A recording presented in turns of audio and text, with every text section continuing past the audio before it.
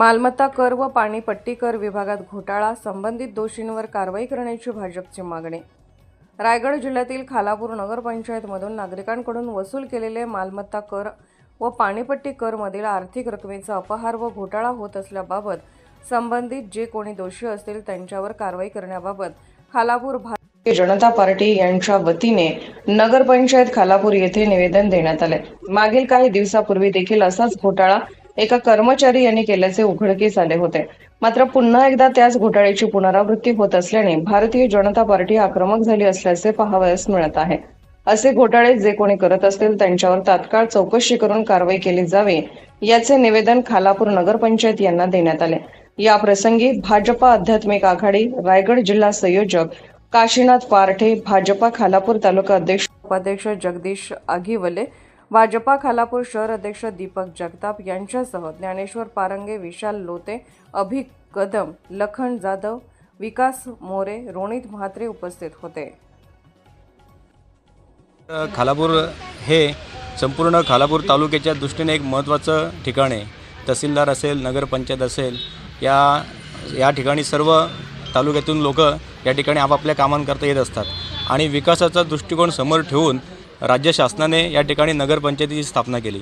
आज 7.5 वर्ष झाले, परंतु आपल्याला हवा तसा विकास या नगरपंचायतीत आपल्याला दिसलेला नाही आहे। या उलट या ठिकाणी जर भ्रष्टाचार होत असेल तर नक्कीच आपल्यासाठी ही शर्मेची बाब आहे आणि हा जो प्रकार आहे तो आमच्या पदाधिकाऱ्यांच्या लक्षात आल्यानंतर त्यांनी लागलीच या ठिकाणी निवेदन देऊन या गोष्टीचा निषेध केला आणि चौकशीकरिता त्यांनी या ठिकाणी निवेदन दिलेलं आहे। आणि मी तालुक्याचा अध्यक्ष म्हणून या ठिकाणी आवर्जून सांगेन की या भ्रष्टाचाराची जी व्याप्ती आहे, जी पाळेमुळे आहेत, ती खोदण्याचं काम आम्ही यापुढे नक्कीच करू।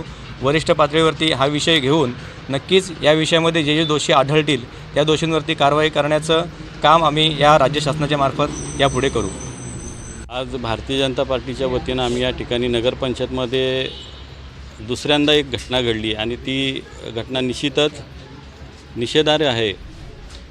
प्रशासनाच्या माध्यमातून या ठिकाणी घरपट्टी वसूल केली जाते, अनेक कर गोळा केले जातात आणि त्या कर वसुलीमध्येच मागच्या काही वर्तमानपत्रामध्ये अनेक वार्ता या नगरपंचायतीच्या बाबतीत घडल्या आणि आम्हाला ते अगदी धक्कादायक वाटलं की बाबा प्रशासनामध्ये जर या नगरपंचायतीच्या घरपट्टी आणि पाणीपट्टीच्या याच्यामध्ये जर घोटाळा होत असेल आणि ही घटना ही दुसऱ्यांदा घडत आहे। मागील 1-2 वर्षापूर्वी अशी घटना घडली असताना माननीय आमचे आमदार प्रशांतदादा ठाकूर यांनी तो संसदेत विधानसभेमध्ये आवाज उठवला होता आणि तो प्रश्न त्याची चौकशी लावली होती। मात्र तोही प्रकार यांनी आपापसामध्ये हे करून संगनमताने तो झाकला गेला आणि पुन्हा तोच प्रकार या ठिकाणी पुनरावृत्ती घडली।